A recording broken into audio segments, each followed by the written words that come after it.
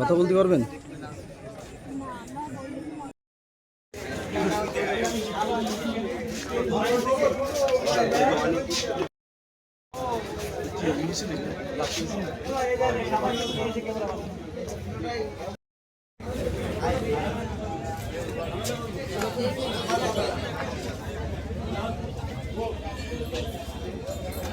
ভাইয়া, এই মেয়েটার জন্য খুব খারাপ লাগতেছিল।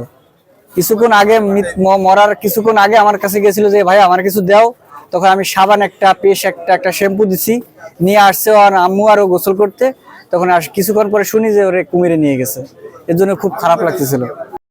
খুবই একটা দুঃখজনক কথা, বা বলতেও আমার কষ্ট লাগতেছে যে ছোট একটা বাচ্চা গার্জিয়ান মানে সে পাগল, যেহেতু সে বাচ্চাটার মা পাগল বিদায় আমাদের এই কোথায় বাড়ি কোন জায়গায় থাকে সেটাও সঠিক জানি না, আমাদের মাজারের গেটের কাছে থাকে।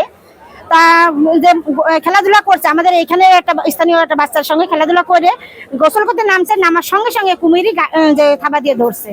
ধরার পরে বাচ্চাকে ওই বাচ্চাকে গোসল করতে লাগে সাথে সাথে মানে কুমিরটা থাবা দিয়ে ধরছে। আনুমানিক 8টা 8:30টার দিকে। এখনো পর্যন্ত খোঁজাখুঁজি করতেছে কিন্তু এখনো পাওয়া যাচ্ছে না। একটা পাগল, কিন্তু পাগলের ওনার কোন স্থানীয় বাড়ি বা কোথায় বাড়ি এটা আমি সঠিক জানি না, কিন্তু থাকে আমাদের গেটের কাছে। না, বাচ্চাটার নামও জানা নেই। বাচ্চাটার বয়স 8 বছর কি 8.5 বছর বয়স। বাচ্চা এমনি গেটের কাছে অনেকবার দেখেছি বা জানি, কিন্তু নাম কি সেটা সঠিক আমাদের জানার নাই। রহিম, আজকে আমাদের এই মাজারে ঠিক ইশার আজানের হয়তো 2-4 মিনিট আগে অথবা পরে বাচ্চা একটা মহিলা, তার একটা মেয়ে আছে 6 থেকে 7 বছর কি 8 বছর বয়স হবে। সন্ধ্যার সময় মানে ইশার আজানের কিছুক্ষণ আগেই বা পরে, একজাক্ট সঠিক টাইম আমি বলতে পারতেছি না, দিঘিতে নামিছে। একবার উঠে দিঘির থেকে গোসল করে উঠিছে, কাপড় চোপড়ও পাল্টাইছে, তারপরে আবার এসে দিঘিতে নামিছে। তখন অনাকাঙ্ক্ষিতভাবে কুমিরে তাকে আক্রমণ করে ধরে নিয়ে গেছে। আমাদের পক্ষ থেকে যতটুকু করণীয় আমরা উদ্ধারের জন্য সর্বোচ্চ চেষ্টা করেছি, কিন্তু স্থানীয় যে উৎসুকদের জনতা চিল্লাপাল্লায় তারা ইট মারিছে কুমিরের মাথার পরে। ইট মারার কারণে কুমিরটা ওই বাচ্চাটাকে নিয়ে কোথায় যে চলে গেছে এখনো পর্যন্ত আমরা তার কোনো হদিস পাইনি। প্রশাসনের পক্ষ থেকে এবং মাজারের খাদেমদের পক্ষ থেকে উদ্ধার অভিযান এখনো চলছে। রাত্রি আনুমানিক 8:30 ঘটিকায় এই বাগেরহাট খান জাহান আলী মাজার সংলগ্ন যে ঠাকুর দিঘি, এইখানে এক প্রতিবন্ধী মহিলার শিশুকন্যা 8 বছর বয়সী ফাতেমা, তাকে সে গোসল করতে নামে তার মা সহ। এইখানে দিঘির যে কুমির সেটি তাকে ধরে নিয়ে যায়।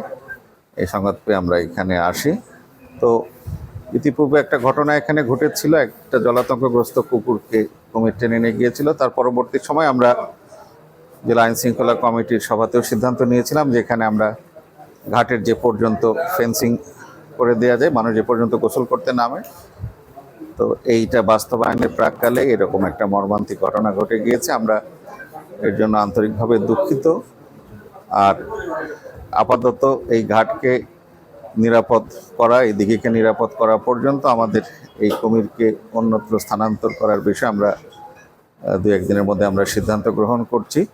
ততক্ষণ পর্যন্ত এই দিঘি পর্যটকদের জন্য নিরাপদ না হচ্ছে, আমরা এখানে আরও আমাদের পাহারা বা আমাদের যে এখানে স্বেচ্ছাসেবী তারা নজরদারি করবে এবং এই কুমিরকে আমরা আপাতত হয়তো অন্যত্র স্থানান্তর করার বিষয়ে চিন্তা ভাবনা করব। আর আমরা কোনোভাবেই এই ধরনের ঘটনার পুনরাবৃত্তি আমরা চাই না। তো ঐতিহ্য যেমন আছে, কিন্তু সেই ঐতিহ্য মানুষের জীবনের চেয়ে মূল্যবান হতে পারে না। আমরা এই জন্য কাজ করব।